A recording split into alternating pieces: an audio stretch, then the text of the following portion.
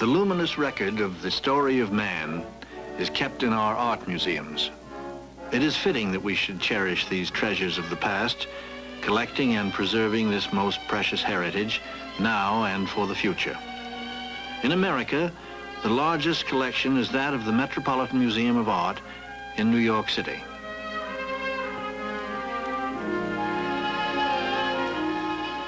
Each year, more than 4 million visitors come to these galleries to enjoy the tens of thousands of objects on view, which are the gifts of many public-spirited private citizens.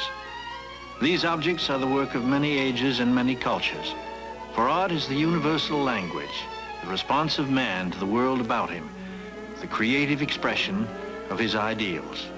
And every period of art owes something to that which went before. Let us start with the ancient land of the Nile, Egypt. Art has always served religion.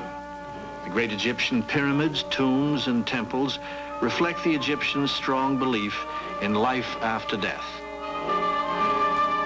These are chambers from the Tomb of Purnam, a court official of the 25th century BC. Artists covered the walls with painted reliefs of Purnam's family, servants, and possessions, so they would be with him in the afterlife. Another official had models of his traveling boat and tender placed in his tomb. In the afterlife, he would be rowed down the river while the cooks alongside prepared his meals. Many stone statues of divinities and pharaohs adorned the tombs and temples. Here is a portrait of Queen Hatshepsut, a remarkable woman. She seized the throne of Egypt and made herself the pharaoh. So she is shown as a man, but the sculptor caught her feminine features. Egyptian artists sometimes pictured men of other nations, as in this fragment of a relief showing bearded Asiatic warriors. Egypt carried on commerce with peoples to the east.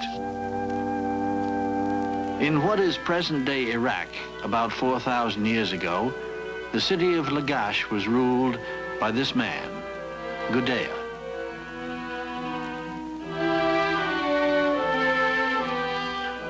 In the 9th century BC, a series of powerful kings made Assyria supreme in Western Asia.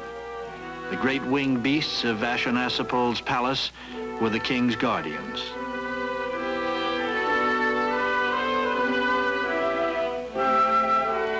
Babylon's city walls were decorated with a series of animals in glazed brick in King Nebuchadnezzar's day.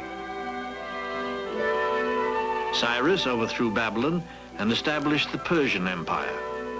The ancient Persians were magnificent metal workers, and one of their favorite subjects was the ibex. A royal treasure in solid gold, the bowl majestically inscribed, Darius, the great king. The lion's head on the dagger and drinking cup is a tradition of Persian art.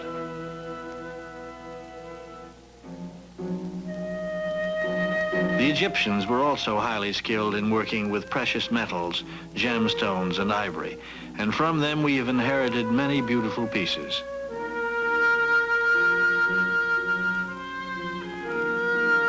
Cats were sacred to some of the Egyptians as they believed them to be the embodiment of a goddess. This hollow bronze figure was actually the coffin for an Egyptian cat. Inscriptions are found on many Egyptian statues, but this Ptolemaic figure shows a foreign influence. It is Hellenistic in the tradition of another ancient culture to the west.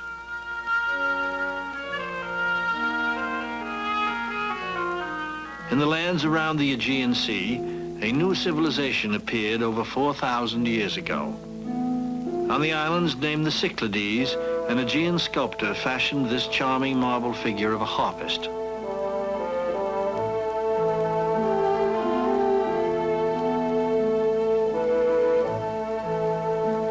Aegeans of Mycenae on the Greek mainland made these little terracotta figures.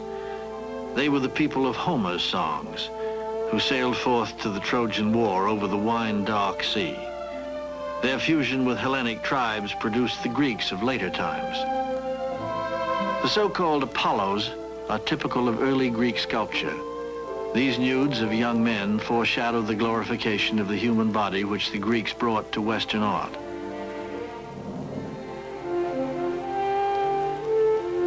The flowering of the Greek genius continued in the 5th century BC, and its ideals of beauty, balance, and logic have influenced the Western world to the present day. Most of these classic works which have come down to us are marble copies made in Roman times. A splendid figure is this Diodorus, attributed to Polyclitus.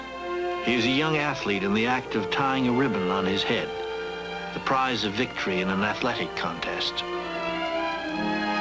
To a follower of the great Praxiteles, we owe the Metropolitan's Aphrodite, the goddess of love. Her special grace and intimacy, together with her calm serenity and quiet pose, impart a sense of dignity and perfect poise.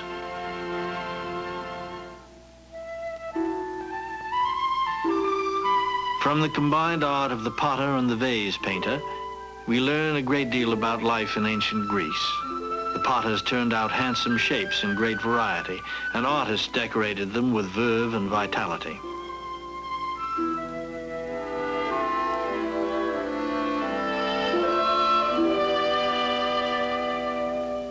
Many vases illustrated stories from mythology, such as this spirited battle between Amazons and Greek warriors. This vase, depicting a sculptor, was made in Apulia, in southern Italy, for the Greeks planted colonies throughout the Mediterranean.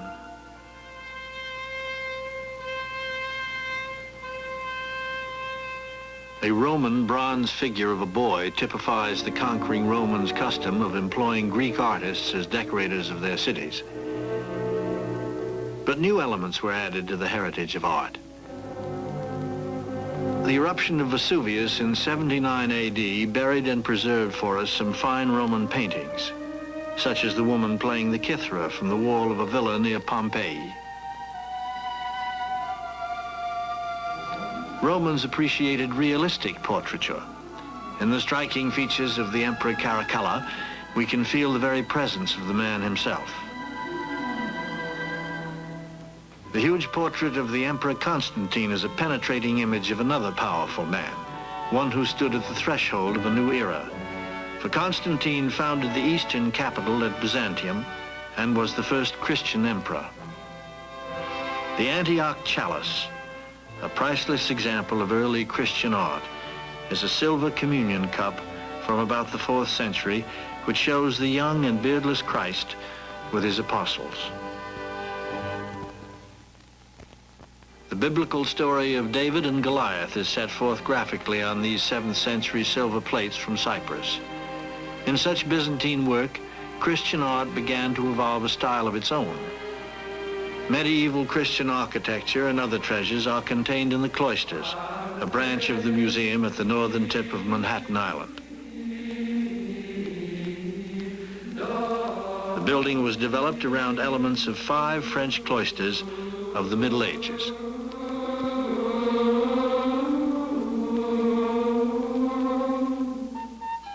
The walls of medieval churches and castles were often hung with richly woven tapestries. The Hunt of the Unicorn is a superb example of the artistry developed in this form.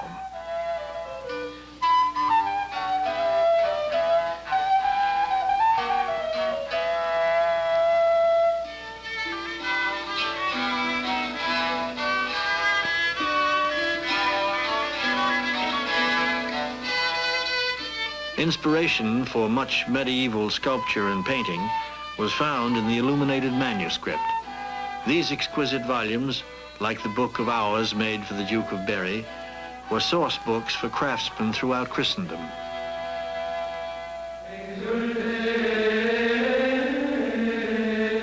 A favorite theme was the story of the Virgin and Child. Medieval churches were filled with such tender and affecting representations. The same subjects were used by painters in Italy as in this Epiphany by a follower of Giotto. It shows the new interest in solid form and human emotion, which is to be the foundation of the Renaissance.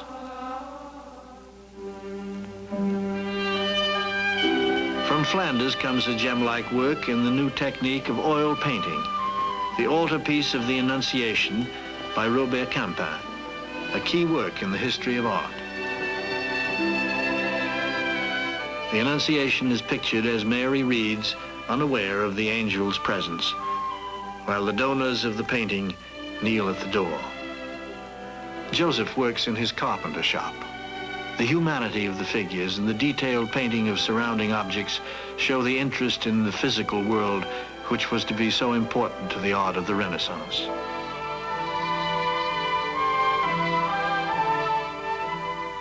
Raphael was one of the three great masters of the High Renaissance in Italian painting. His short life spanned this period of great creativity. An example of his outstanding work is his Madonna and Child enthroned with saints.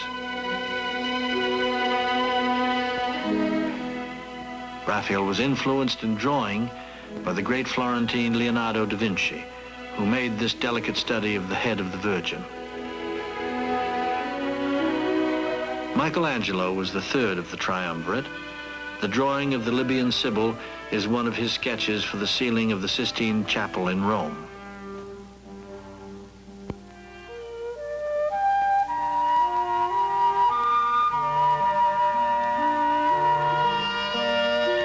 Renaissance palaces were richly decorated with beautiful objects such as this table bearing the arms of Cardinal Farnese.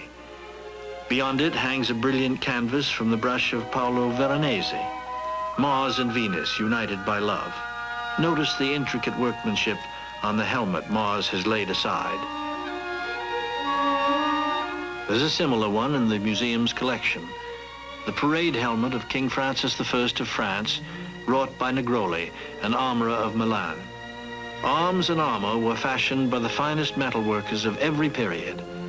The museum's collection entrances young visitors, for here the spirit of chivalry seems to live again. A suit made for Henry II of France shows the intricate embossing characteristic of parade armor.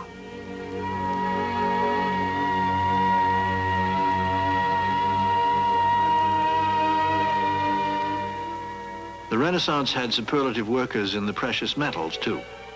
Perhaps the greatest of them was Benvenuto Cellini. The Rospigliosi cup of gold decorated with enamel work and pearls is attributed to his hand.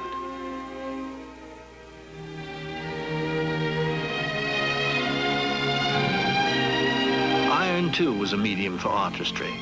From Valladolid in Spain comes a magnificent gilt wrought iron choir screen. Though it weighs 35 tons, the effect is as light and delicate as lacework.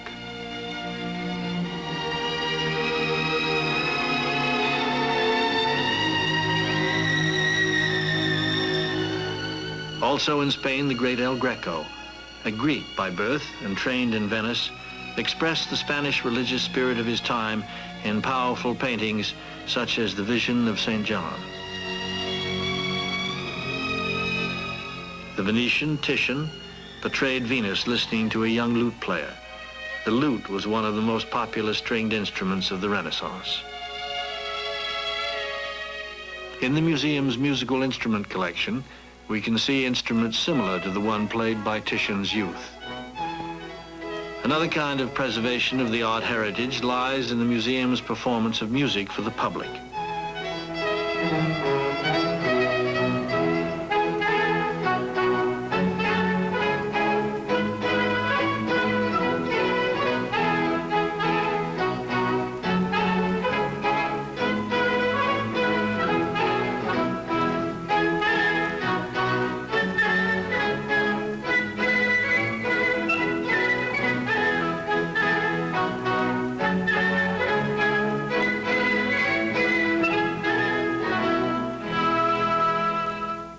Printmaking is another art form, and this print reveals the extraordinary draftsmanship of Albrecht Dürer in his engraving of the Knight, Death, and the Devil. The Dutch genius, Rembrandt, made the first etchings that glow and sparkle like paintings. This one shows Simeon holding the infant Christ in the temple.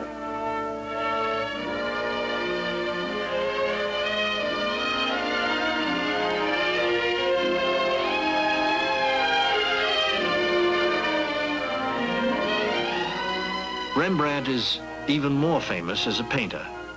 His self-portrait shows his unmatched ability to penetrate the human character.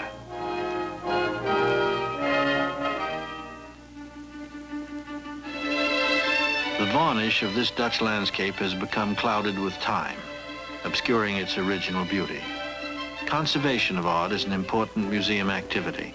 Here, members of the staff discuss the cleaning of the painting.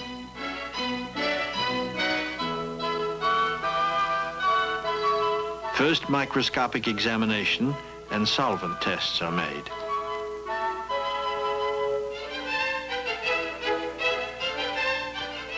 Next, the painting is X-rayed and the condition of the paint and fabric under the surface determined. Then the old surface varnish is slowly and carefully removed. The painting will be given a new protective coating before being rehung. Paintings, of course, are not the only concern of conservation. Specialists are constantly at work preserving precious objects of pottery, stone, metal, wood, and fabric.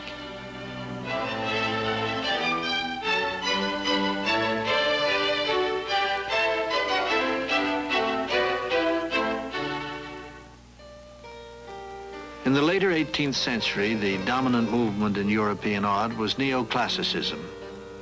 This room for Croom Court was designed by Robert Adam, England's foremost architect. Its French tapestries were designed by the Frenchman Boucher and were woven at the Gobelin factory. Another example of Adam's flawless taste is the dining room he designed for Lansdowne House in London, owned by the Earl of Shelburne. It is furnished with objects appropriate to the townhouse of a Georgian aristocrat.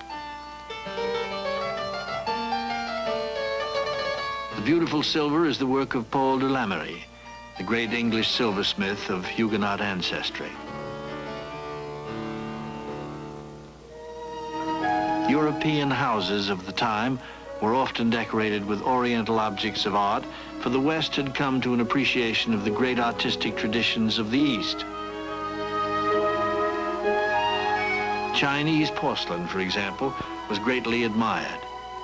In ceramics, the Chinese surpassed anything the West had seen, both in design and technique. China has an ancient culture, and more than 3,000 years ago, her metal workers were highly skilled. This altar set from the Shang and Zhou dynasties displays the ritual vessels of the time. A new epoch in Chinese art came with the advent of Buddhism. This 5th century gilt bronze Maitreya expresses the Buddhist ideal of divine grace and wisdom.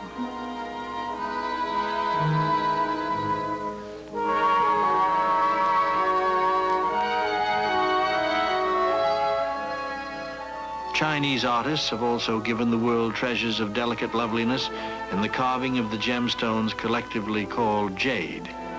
This screen illustrates their typical treatment of landscape.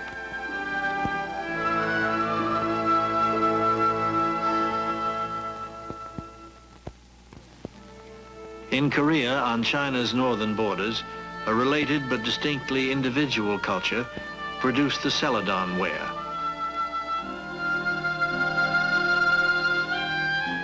Japan developed a great school of woodblock printing in color on paper.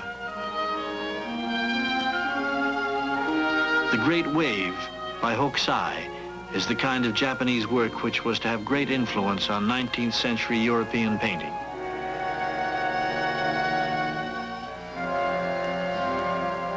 The dance is in major art in Java. This carved dancer from Bali serves as a kris holder. Printing on cloth is another Indonesian art, and the colorful batiks are popular the world over.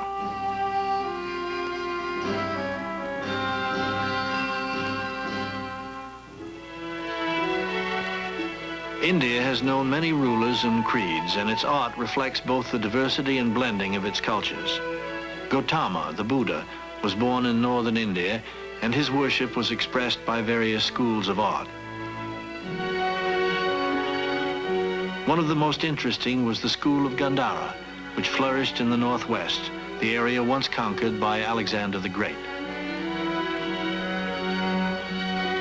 The Hindu tradition, too, produced a rich flowering of art, as seen in the bronze Parvati, consort of the god Shiva. Indian artists have excelled in the painting of miniatures, and the Mughal school contributed beautiful examples. Their formal tradition was derived from Persian art.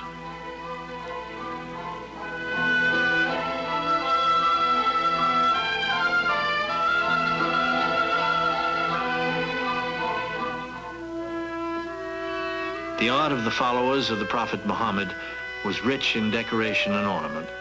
A fine bronze incense burner testifies to the great tradition of metalwork which rose in Persia.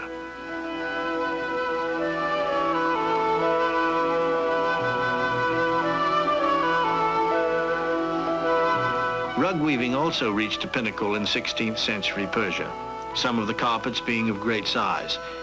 In the superb execution of its bird and arabesque design, this beautiful Tabriz carpet is a masterpiece of the loom.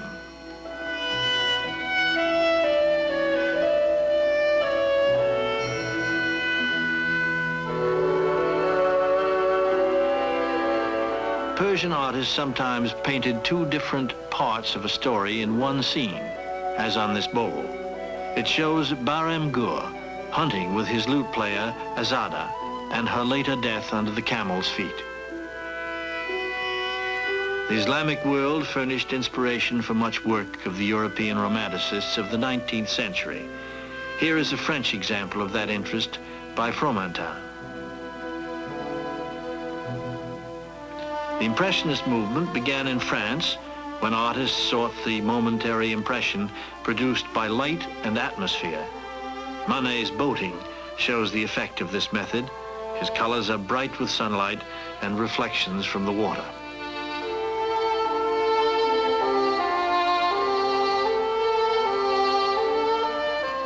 Cézanne mastered the sensitive use of color in successive planes to project form and space from the canvas.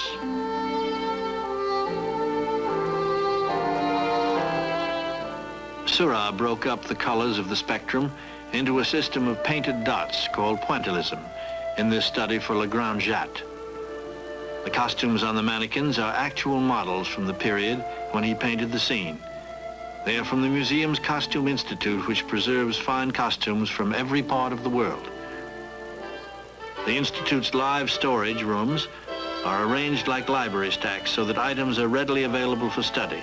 Designers seek inspiration here for the clothing of today. Edgar Degas' fascination with ballet resulted in many charming pictures, of which this pastel is typical. It hangs in the Metropolitan's Junior Museum, where changing exhibits designed especially for children explain and dramatize the arts. One very popular exhibit traces the routes of famous explorers of the world, such as the epical voyages of Columbus to the Western Hemisphere.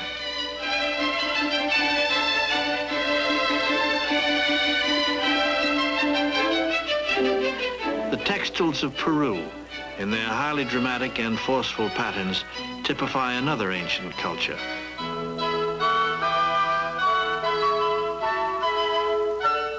Pre-Columbian American art was rich in gold work. These twin warriors were made in 13th century Panama. Although gold drew the conquistadores, the native Indians set a higher value on jade, making carvings like this Maya pendant.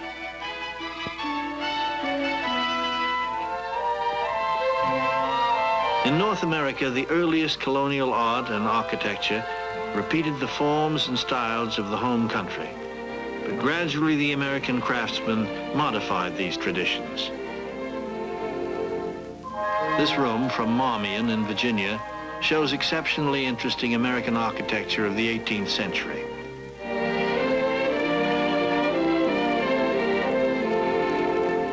American painting came to maturity in the work of John Singleton Copley. He was able to project the living presence of his subject on canvas, as in his striking likeness of Mrs. Gerathmiel Bowers. Gilbert Stuart was one of the greatest portrait painters of his time. This picture is so familiar that we usually imagine Washington just as Stuart painted him.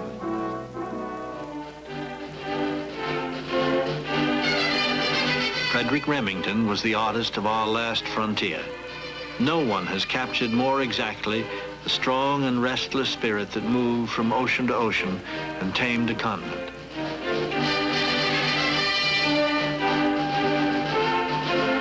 Among the finest American talents at the turn of the century was Winslow Homer. In his Caribbean watercolors, he carried the technique to unprecedented heights. The Midnight Ride of Paul Revere by Grant Wood is representative of a group of 20th century